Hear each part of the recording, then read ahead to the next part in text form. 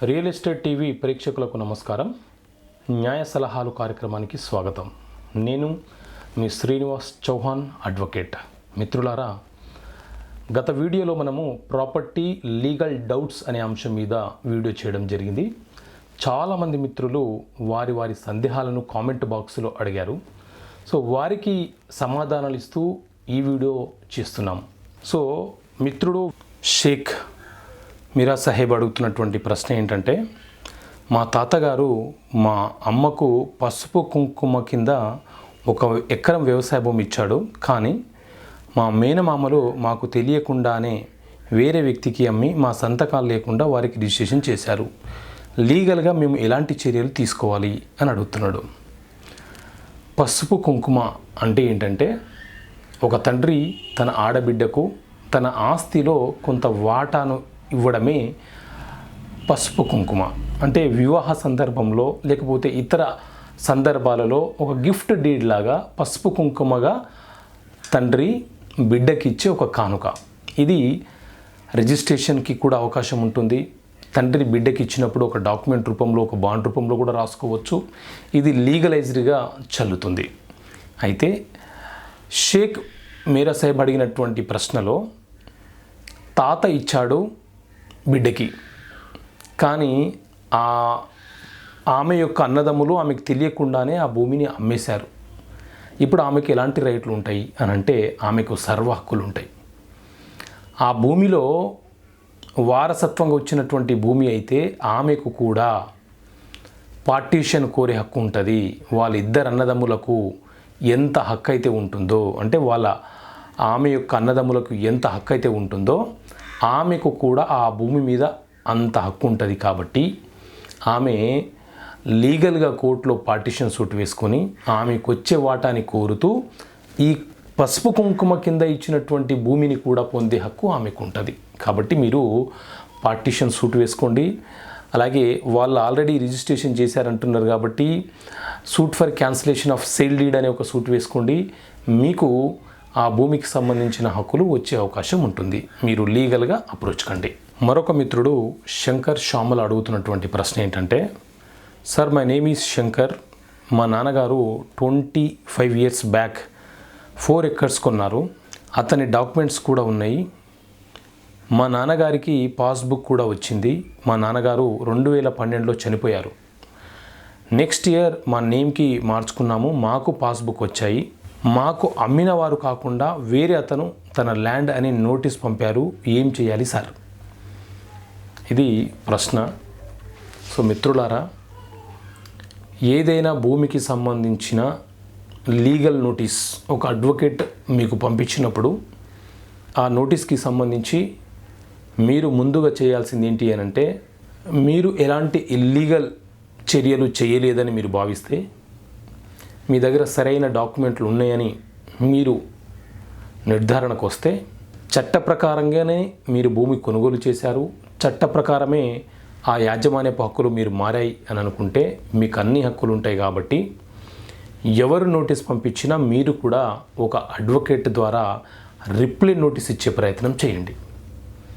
మీరు reply notice ఇచ్చిన తర్వాత కూడా లీగల్ నోటీస్ పంపించిన వ్యక్తి కోర్టులో ఏదైనా ఒక మీ ల్యాండ్కి సంబంధించిన ఎలిగేషన్ చేస్తూ సూట్ వేస్తే అప్పుడు మీకు కోర్టు నుంచి సమ్మన్లు వస్తాయి, నోటీస్ వస్తుంది. తిరిగి మీరు కౌంటర్ వేసుకొని ఆ భూమి మాదే, మాకు ఈ రకంగా సంక్రమించింది, మా దగ్గర ఈ పట్టాదారు పాస్బుక్ ఉంది, 1B రికార్డులో మా పేరుంది, ప్రభుత్వం నిర్వహించే అన్ని రికార్డులలో మా పేరుంది, ఈ భూమి మాదే, కావాలని ఇతరులు అంటే ఈ భూమికి సంబంధం లేని వ్యక్తులు మమ్మల్ని ఇబ్బంది పెట్టే ప్రయత్నం చేస్తున్నారు అని చెప్పి మీరు కోర్టు దృష్టికి తీసుకెళ్తే మీకు న్యాయం జరిగే అవకాశం ఉంటుంది. నోటీస్ వచ్చింది కదా అని చెప్పి భయపడి మీరు రిప్లై ఇవ్వకుండా, మీరు స్పందించకుండా ఉంటే వారు కోర్టుకు వెళ్ళి ఎక్స్ పార్టీ ఆర్డర్ పొందే అవకాశం ఉంటుంది. ఎక్స్ పార్టీ ఆర్డర్ అంటే ఏంటంటే, మనకు వాళ్ళు నోటీస్ పంపించినట్లే కోర్టు నుంచి సమాన్ పంపిస్తారు. కానీ మీ అడ్రస్కి కాకుండా మరొక అడ్రస్కి, అంటే మీరు లేని ప్రదేశానికి కోర్టు సమాన్లు పంపించి, అంటే కోర్టు సమాన్ పంపించినా కూడా మీరు రెస్పాండ్ అవ్వట్లేదు అనే భావన కోర్టుకు కలిగేలా చేసి వారు ఆ భూమి మాదే అనే హక్కుని పొందే అవకాశం కోసం ఎక్స్ పార్టీ ఆర్డర్ పొందే అవకాశం ఉంటుంది. కాబట్టి ఏ నోటీస్ వచ్చినా, కోర్టు నుంచి ఏ సమాన్ వచ్చినా మీరు కౌంటర్ చేయండి, రిప్లై ఇవ్వండి. మీ దగ్గర ఉన్నటువంటి ఆధారాలను బేస్ చేసుకొని ఆ ల్యాండ్ మీదే అని నిరూపించుకునే అవకాశం మీకు ఉంటుంది. మరొక మిత్రురాలు మనుష అడుగుతున్నటువంటి ప్రశ్న ఏంటంటే, సార్ నాకు 5 acres ఫామ్ ల్యాండ్ రిజిస్ట్రేషన్ అయింది. హస్బెండ్ నేమ్ తప్పు వలన నాకు కొత్త పాస్బుక్ ఇవ్వట్లేదు. ఎంఆర్ఓ ఆఫీస్లో అడిగితే గవర్నమెంట్ నుండి కరెక్షన్ చేయడానికి క్లియరెన్స్ కోసం వెయిట్ చేస్తున్నాము అంటున్నారు. నా ల్యాండ్ 2015లో రిజిస్ట్రేషన్ అయింది. పట్టా పాస్బుక్ నా దగ్గర ఉన్నది. ఈ నేమ్ కరెక్షన్ చేయకపోవడం వలన నేను గవర్నమెంట్ ఇచ్చే బెనిఫిట్స్ పొందలేకపోతున్నాను. ఇంకా బ్యాంక్ లోను తీసుకొని ఫెన్సింగ్ వేయాలి అనుకుంటున్నాను, డ్రిప్ తీసుకోవాలనుకుంటున్నాను, అన్నీ డిలే అవుతున్నాయి. దీనికి నేను ఏం చేయాలి చెప్పండి సార్. 5 years నుండి తిరుగుతున్నాము, ఎంఆర్ఓలు మారుతున్నారు కానీ నాకు కొత్త పాస్బుక్ రావట్లేదు. రైట్, మీరు అడిగిన ప్రశ్నలో 2015లో మీ దగ్గర పాత పట్టాదారు పాస్బుక్ ఉంది. దాంట్లో ఉన్న పేర్లు ఏవైతే ఉన్నాయో మీ పేరు, మీ భర్త పేరు యాజ్ ఇట్ ఈజ్గా కొత్త పట్టాదారు పాస్బుక్లో వస్తాయి. మీరు తప్పు జరిగింది, మిస్టేక్ అవ్వడం వల్ల ఇవ్వట్లేదు అని అంటున్నారు కదా. మిస్టేక్ అవుతున్నట్లు అయినట్లు మీకు ఎలా తెలుసు? కొత్త పట్టాదారు పాస్బుక్ వస్తేనే తెలుస్తుంది కదా. అంటే మీరు అడిగిన ప్రశ్నలో కొంత క్లారిటీ లోపించిందని నేను చెప్తున్నాను. ఎప్పుడైనా ఇప్పుడు ఏదైనా ఒక టెక్నికల్ ప్రాబ్లం జరిగితే దాన్ని సరిదిద్దుకోవచ్చు, కానీ లీగల్ ప్రాబ్లం జరిగితే దానిని ఒక ప్రాసెస్ ప్రకారమే, ఒక లీగల్ ప్రొసీడింగ్ ప్రకారం మాత్రమే మనం మార్పులు చేర్పులు చేసుకోవాలి. పాత పట్టాదారు పాస్బుక్లో మీ పేరు, మీ భర్త పేరు ఏ విధంగా అయితే ఉన్నాయో అదే విధంగా కొత్త పట్టాదారు పాస్బుక్లో వచ్చే అవకాశం ఉంటుంది. కానీ మీరు కొత్త పట్టాదారు పాస్బుక్లో మీ పేరు అలాగే ఉంచి భర్త పేరును కరెక్షన్ చేయాలి అని అంటే మాత్రం ఇది సాధ్యం అయ్యే పని కాదు. ఎందుకనంటే అది లీగల్గా ప్రాబ్లం అయ్యే అవకాశం ఉంటుంది. దానికంతా కూడా ప్రభుత్వ ఉద్యోగులు రేపు బాధ్యత వహించే అవకాశం ఉంటుంది ఇఫ్ అదర్ పర్సన్స్ ఎవరైనా ఎలిగేషన్స్ చేస్తే. కాబట్టి మీ దగ్గర ఉన్న పాత పుస్తకం ప్రకారమే కొత్త పాస్బుక్ వస్తుంది. ఇవ్వట్లేదు, ఇట్లా ప్రాబ్లం జరుగుతుంది అని మీరు భావిస్తే మీరు మీ దగ్గర ఉన్నటువంటి డాక్యుమెంట్స్ని తీసుకెళ్ళి కలెక్టర్ ఆఫీస్లో అప్పీల్ చేసుకోండి. ఎంఆర్ఓకి చాలా వరకు ఈ కరెక్షన్కి సంబంధించి, జారీకి సంబంధించిన అధికారాలు లేవు. కాబట్టి మీరు కలెక్టర్ ఆఫీస్లో అప్పీల్ చేసుకోండి, అక్కడ న్యాయం జరిగే అవకాశం ఉంటుంది. మరొక మిత్రుడు కాశీరావు అడుగుతున్నటువంటి ప్రశ్న ఏంటంటే, సార్ 1976లో మా తాతగారి పేరు మీద ప్రభుత్వం వాళ్ళు డి ఫామ్ పట్ట 5 ఎకరాలు ఇచ్చినారు. తర్వాత మా తాతగారు 1992లో చనిపోయారు. తర్వాత మా నాయనమ్మ పేరు మీదకి 1Bలో ఆ రికార్డులు ఎక్కినాయి. ఇప్పుడు ఆమె బ్రతికే ఉంది. ఆమెకు 80 సంవత్సరాలు దాటినాయి. ఆమెకు 4 కూతుళ్ళు, 1 కొడుకు. ఇప్పుడు మా నాయనమ్మ కొడుక్కి రాద్దాం అనుకుంటుంది. ఆమె రాయవచ్చా? రాస్తే చెల్లుతుందా? సో మిత్రులారా, ఏదైనా ఒక భూమి మనది అని మనం నిరూపించుకోవాలంటే 3 ముఖ్యమైనటువంటి అంశాలను గుర్తుపెట్టుకోవాలి. ఒకటి, భూమి ఎవరి స్వాధీనంలో ఉంది, ఆ భూమికి సంబంధించిన పత్రాలు ఉన్నాయా లేవా, ఆ భూమికి సంబంధించి ప్రభుత్వం నిర్వహిస్తున్నటువంటి రికార్డులో మన పేరు ఉందా లేదా అనే ఈ 3 అంశాలను చూసుకుంటే భూమి మీద పూర్తి యాజమాన్యపు హక్కులు మనకే ఉన్నట్లు అని అర్థం. అయితే భూమి అనేది మనకు అనేక రూపాలుగా వస్తుంది. ఆయా రూపాలలో భూమి మనకు వచ్చినప్పుడు మన దగ్గర ఎలాంటి పత్రాలు ఉంటాయి అని అంటే, ఉదాహరణకు మీరు భూమి కొనుగోలు చేశారు అని అనుకోండి. అప్పుడు మీ దగ్గర రిజిస్టర్డ్ డాక్యుమెంట్ ఉంటుంది. అంటే మనం ఎవరి వద్ద నుంచి అయితే కొంటున్నామో వారికి మనకు మధ్య ఒక సేల్ డీడ్ అగ్రిమెంట్ జరుగుతుంది. కాబట్టి ఆ రిజిస్ట్రేషన్ డాక్యుమెంట్ మన దగ్గర ఉంటుంది. అది ఆ భూ యాజమాన్యపు హక్కులకు సంబంధించిన పత్రం. అలాగే ఈ చట్టాలు రావడం కంటే ముందు చాలామంది భూముల అమ్మకాలు, కొనుగోలు అనేటివి తెల్ల కాగితాల మీద రాసుకొని భూ అమ్మకాలు, కొనుగోలు చేసేవారు. దాన్ని మనం సాదా బైనామా అని అంటారు. సో ఈ రకంగా సాదా బైనామా ద్వారా భూమి కొనుగోలు చేస్తే మనము ప్రభుత్వానికి ఎంఆర్ఓ ఆఫీస్లో అప్పీల్ చేసుకుంటే ఎంఆర్ఓ గారు మనకు 13B అనే ఒక సర్టిఫికేట్ జారీ చేస్తారు. ఆ పత్రం మన దగ్గర ఉంటే ఆ భూమి మీద మనకు యాజమాన్యపు హక్కులు కలిగి ఉన్నట్లు అర్థం. అలాగే ప్రభుత్వము చాలామంది పేదలకు వారు నివసించడానికి వ్యవసాయ భూములను, అలాగే ఇళ్ళు నిర్మించుకోవడానికి ఇండ్ల భూములను కూడా ఇచ్చింది. ప్రభుత్వము పేద ప్రజలకు ఇచ్చినటువంటి భూమిని అసైన్మెంట్ ల్యాండ్ అంటారు. ఈ అసైన్మెంట్ ల్యాండ్ ప్రజలకు ఇచ్చి ఆ భూమి మీద హక్కులను కల్పిస్తూ దానికి సంబంధించినటువంటి కొన్ని పట్టాలను ఇచ్చింది. ఆ పట్టాలను ఏమంటాము అంటే, ఒకటి లావాణి పట్టా అని, అసైన్మెంట్ పట్టా అని, డీకేటీ పట్టా అని, డీఫామ్ పట్టా అని అంటాం. ఈ పట్టాలు ఉంటే ఆ ప్రభుత్వ భూమి మీద మనకు హక్కులున్నాయి అని అర్థం. అలాగే గత కొన్ని సంవత్సరాల క్రితము భూస్వాముల వద్ద, దొరల వద్ద, ఆర్థికంగా బలపడిన వ్యక్తుల వద్ద కొంతమంది పేదవారు కొన్ని సంవత్సరాల తరబడి వారి సేవ చేయడానికి పనిచేసేవారు. ఆ సేవ చేసినందుకు గాను ఆ భూ యజమానులు కొంత భూమిని వీరికి ఇనాం అంటే దానం ఇవ్వడం అనేది కూడా జరిగింది. ఇనాంగా ఇచ్చిన భూమి మీద మనకు హక్కులు ఉంటాయా అంటే, ఎప్పుడైతే మనము ఒక వ్యక్తి నుంచి భూమిని దానంగా పొందామో ఆ భూమి మీద మనకు హక్కులు రావాలంటే మనము రిజిస్ట్రేషన్ ఆఫీసులో అంటే ప్రభుత్వ అధికారుల వద్ద అప్పీల్ చేసుకుంటే ORC అనే ఒక సర్టిఫికేట్ ఇస్తారు. ఆక్యుపెన్స్ రైట్ సర్టిఫికేట్ అంటారు దాన్ని. ఆ ఆక్యుపెన్స్ రైట్ సర్టిఫికేట్ ఇస్తే ఇనాం భూముల మీద కూడా మనకు పూర్తి హక్కులు ఉన్నట్లు అని అర్థం. ఇవే కాకుండా కౌలుకి ఇచ్చే కొన్ని భూములు ఉంటాయి. కౌలుదారుకి కొంత భూమి మనం ఇచ్చాం అంటే 20-30 సంవత్సరాలు ఒక వ్యక్తి మన భూమిని కౌలుకు చేసినప్పుడు అతనికి కొంత భూమిని ఇచ్చాం. అప్పుడు ఆ భూమి మీద అతనికి హక్కులు రావాలంటే అతను ప్రభుత్వం దగ్గర నుంచి 38E అనే ఒక సర్టిఫికేట్ పొందాలి. ఇది కౌలుదారులకు ఇస్తారు. ఈ రకంగా ప్రైవేట్ కానీ లేకపోతే ప్రభుత్వ భూములు కానీ ఒక వ్యక్తి నుంచి మరొక వ్యక్తికి వచ్చినప్పుడు దాని మీద యాజమాన్యపు హక్కులు మారాలంటే ఆ భూమి యొక్క వచ్చే విధానాన్ని బట్టి మన దగ్గర ఆయా పత్రాలు ఉంటేనే ఆ భూమి మీద మనకు సర్వ హక్కులు ఉన్నాయి అని అనుకోవచ్చు. లీగల్గా మనము ఆ భూమి మీద భవిష్యత్తులో లీగల్గా ఫైట్ చేసే అవకాశం మనకు ఉంటుంది. సో ఇక్కడ మిత్రుడు అడిగినటువంటి ప్రశ్న, వాళ్ళ తాతగారికి ప్రభుత్వం అసైన్మెంట్ ల్యాండ్ ఇచ్చింది. తాతగారు చనిపోయారు. చనిపోయిన తర్వాత ఆ భూమి వారి నాయనమ్మ పేరు మీదకి వచ్చింది. ఆ నాయనమ్మకి 4 ఆడపిల్లలు, ఒక అబ్బాయి ఉన్నాడు.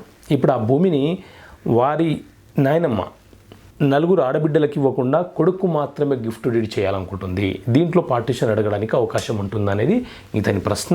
సో ఇది వీళ్ళ తాతగారు సొంతంగా కొన్న భూమి కాదు, అలాగే వారసత్వం నుంచి వచ్చిన భూమి కాదు. కాబట్టి ఇది ప్రభుత్వం ఇచ్చిన భూమి కాబట్టి ఈ భూమి మీద వారి వారసత్వం ఎంతమంది అయితే ఉంటారో అందరికీ సమాన హక్కులు ఉంటాయి. సో మీకు వచ్చే వాటా ఎంతైతే ఉందో ఆ వాటాని కోరుతూ మీరు సూటు వేసుకొని ఆ భూమిలో మీ వాటాని మీరు పొందే అవకాశం మీకు ఉంటుంది. మరొక మిత్రుడు శివకుమార్ రెడ్డి అడుగుతున్నటువంటి ప్రశ్న ఏంటంటే, sir my mother has acquired agriculture lands under Telangana area protected tenancy and agriculture lands act of 1950. Accordingly, she got the ownership under Section 38E in the year 1973 from Janawab Hamid Ali Khan. Ever since, my mother and myself were cultivating the said lands. As I am a professional doctor, because of my profession, I was out of station for long years. Taking this opportunity, my 3 sisters conspired to grab my lands and influenced my mother and got gift deed executed in their names. Kindly suggest what legal action I can take, being the only son to my mother, to get the gift deed cancelled. Is it possible or not to get back my lands under the Protected Tenancy Act? My sister already married 40 years back and well settled in life and living with their husbands in their villages. They left our village 40 years back. Myself and my mother only were cultivating those land since 1970. Kindly clarify, sir. Doctor Shivakumar Reddy, Saudi Arabia. మిత్రుడు అడుగుతున్నటువంటి ప్రశ్న మనం ఇంతకుముందు చెప్పుకున్నాం ఏంటి అని అంటే, ఏదైనా ఒక భూమి మన వద్దకు వచ్చినప్పుడు దానికి సంబంధించి ప్రభుత్వం ఇచ్చే డాక్యుమెంట్ మన వద్ద ఉండాలి. సో వీళ్ళ నాన్నగారికి టెనెన్సీ యాక్ట్ ప్రకారము, అంటే కౌలుకు తీసుకున్నందుకు గాను వచ్చిన భూమి ఏదైతే ఉందో ఆ భూమికి గాను వీళ్ళకు 38E అనే ఒక సర్టిఫికేటు వచ్చిందనమాట. అంటే వీళ్ళ నాన్న కౌలు చేసినందుకు కానీ ఆ భూమి మీద వీళ్ళ నాన్నగారికి యాజమాన్య హక్కులు సంక్రమించినాయి. ఇతను డాక్టరు, బయట ఉన్నాడు, సౌదీ అరేబియాలో ఉన్నాడు. ఇతనికి తెలియకుండానే ఇతని యొక్క సిస్టర్లు ఎవరైతే ఉన్నారో వాళ్ళు ఆ ల్యాండ్ని రిజిస్ట్రేషన్ చేసుకోవడం జరిగింది. ఇప్పుడు ఈయనకు హక్కులు ఉంటాయా అని అంటే ఉంటాయి. సో ఇతనికి కూడా లీగల్గా హక్కు ఉంటుంది. వాళ్ళు ఏదైతే సేల్ డీడ్ చేసుకున్నారో, ఏదైతే రిజిస్ట్రేషన్ చేసుకున్నారో దానిని క్యాన్సిల్ చేస్తూ ఒక లీగల్ హెయిర్ సర్టిఫికేట్ పొంది, అంటే అది మా నాన్నగారికి సంబంధించింది, మా నాన్నగారికి నేను వారసుని, నాకు తెలియకుండా ఈ రిజిస్ట్రేషన్, ఈ లీగల్ ప్రాసెస్ అంతా వీళ్ళు చేసుకున్నారు, అదంతా ఇల్లీగల్ యాక్టివిటీ అని చెప్పి కోర్టులో నిరూపించుకునే ప్రయత్నం చేస్తే ఖచ్చితంగా మీ వాటా మీకు ఎంత రావాలో అంత వాటా మీకు వస్తుంది. మీరు లీగల్గా ఫైట్ చేయండి. మరొక మిత్రుడు వాసు అడుగుతున్నటువంటి ప్రశ్న ఏంటంటే, సార్ నమస్తే, నా తండ్రి గారు మరియు వారి బంధువులు 6 కలిసి 1981లో పస్మామ్లా పంచాయతీ హైదరాబాద్ అంటే హయత్నగర్ పరిధిలో ఒక్కొక్క ప్లాట్ 300 స్క్వేర్ యార్డ్స్ చొప్పున 6 ప్లాట్లు లేఅవుట్లో కొనుగోలు చేయడం జరిగింది. కానీ ప్రస్తుతము దానిని ఎవరో డిస్టర్బ్ చేసి హద్దులు మార్చివేశారు. అప్పటి ప్లాటింగ్ లేఅవుట్ మా వద్ద లేదు. రిజిస్టర్డ్ డాక్యుమెంట్స్ మా వద్ద ఉన్నాయి. పంచాయతీ ఆఫీసులో అడిగితే కొత్తగా తయారు చేసిన లేఅవుట్ కాపీ చూపిస్తున్నారు. తిరిగి మా ప్లాట్స్ను స్వాధీనంలోకి ఎలా తెచ్చుకోవాలి, దయచేసి సహాయం చేయండి. రైట్ మిత్రులారా, మీరు ఏదైనా ఒక ప్లాట్ మీరు కానీ, మీ తండ్రులు కానీ, మీ తాతలు కానీ ఎవరైనా కొనుగోలు చేసి ఉంటే, ఈ చర్య అంటే ట్రాన్సాక్షన్ జరిగి 10-15 సంవత్సరాలు జరిగి ఉంటే, మీరు భూమి ఉంది కదా అని చెప్పి నిర్లక్ష్యం వహించడం వల్ల ఇలాంటి చర్యలు జరుగుతున్నాయి. మీరు ఎప్పుడైనా ఏదైనా ఒక వెంచర్లో కానీ ఇంకా ఏదైనా ప్రదేశంలో మీరు ఒక ప్లాట్ని కొనుగోలు చేసినప్పుడు దాన్ని మీరు మెజర్మెంట్ చేసుకొని ప్రహరీ కూడా నిర్మించుకోవడం వల్ల ఇలాంటి సమస్యలు రావు. సో మీరు అడుగుతున్నటువంటి సమస్యకు పరిష్కారం ఏంటి అని అంటే, సర్వే నెంబర్లో ఆ రోజు మీకు చూపించినటువంటి ఫిజికల్ పొజిషన్ ఏదైతే ఉందో ఇప్పుడు అక్కడ వేరే సర్వే నెంబర్లు కేటాయించి సరిహద్దులను మార్చి ఆ సర్వే నెంబరు లేకుండా చేసి ఉంటారు అనేది మీ అనుమానం. మీరు ఏం చేయండి అని అంటే, మీరు మీ ప్లాట్ ఎక్కడ ఉంది, ఏ సర్వే నెంబర్లో అయితే రిజిస్ట్రేషన్ ప్రకారం ఉందో దాని ప్రకారము సర్వేయర్కి సర్వే చేయమని చెప్పి కోరండి. అప్పీల్ చేసుకోండి, ఒక దరఖాస్తు చేసుకోండి. ప్రభుత్వ ఉద్యోగులు సర్వే చేసి ఆ సర్వే నెంబర్లో మీ ప్లాట్ ఎక్కడ ఉందో ఒక నిర్ధారణ చేసి సరిహద్దులు నాటే అవకాశం ఉంటుంది. ఆ ప్రయత్నం చేయండి. అది చేసినప్పటికీ కూడా వేరే వ్యక్తులు మీ ప్రాంతంకి వచ్చి, మీ ప్లాట్ మీదకి వచ్చి మిమ్మల్ని ఏదైనా కన్స్ట్రక్షన్ చేస్తున్నప్పుడు నిరోధించినా, నియంత్రణ చేసే ప్రయత్నం చేసినా మీరు కోర్టులో ఇంజెక్షన్ ఆర్డర్ తీసుకొచ్చి ఆ వ్యక్తులు మీ ప్లాట్ మీదికి, మీ భూమి మీదికి రాకుండా నియంత్రించే హక్కు మీకు ఉంటుంది.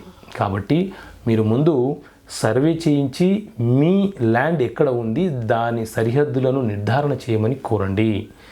ఆ తర్వాత మీరు కోర్టులో ఇంజెక్షన్ ఆర్డర్ కోసం అప్పీల్ చేసుకోండి. మీ ల్యాండ్ ఎక్కడుందో మీకు తెలిసిన తర్వాతనే మీరు లీగల్గా ప్రొసీడ్ అవ్వడానికి అవకాశం ఉంటుంది. మిత్రులారా, ఈరోజు సాధ్యమైనంత వరకు మీ ప్రశ్నలకు సమాధానాలు ఇచ్చే ప్రయత్నం చేశాను. మీకు న్యాయపరమైనటువంటి సలహాలు ఇవ్వడానికి ఏ క్షణమైనా సిద్ధమై ఉంటాము.